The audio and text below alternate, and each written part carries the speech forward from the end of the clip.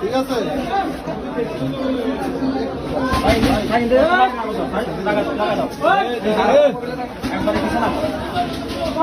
তোমার নাম কি? একটু বাইরে এদিকে দেখো। তোমার নাম কি? তোমার নাম কি? স্বাভাবিক কথা বললাম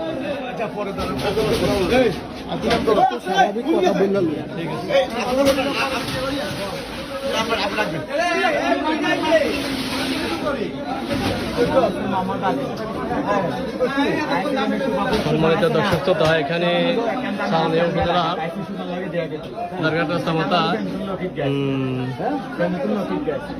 বিশিষ্ট ব্যবসায়ী জানু সদাগর এখানে একজন হুন্ডা ছিনতাইকারী ধরা খাইছে। কি হয়েছিল একটু জানতে দেন না।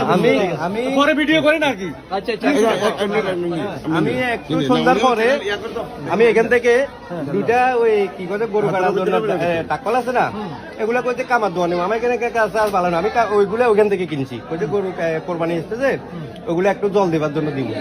তো ওইখানে গেছি, যাই ওর লোকে বললাম, কামারের সাথে কথা বললাম, এই দুইটা তিনটা একটা চুড়ি দুইটা দামা দিলাম, আমার বন্ধু একটা এরকম ফোন দিয়েছিলাম, তুমি যাবে না কথা, আমি আমি গেলে দিয়ে দেন।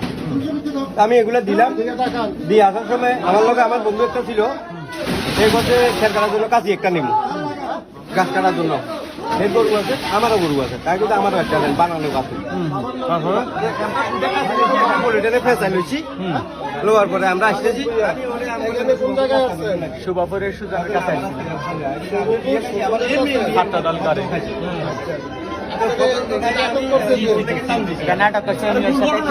কি হয়েছিল, কি নিয়ে লাগছে?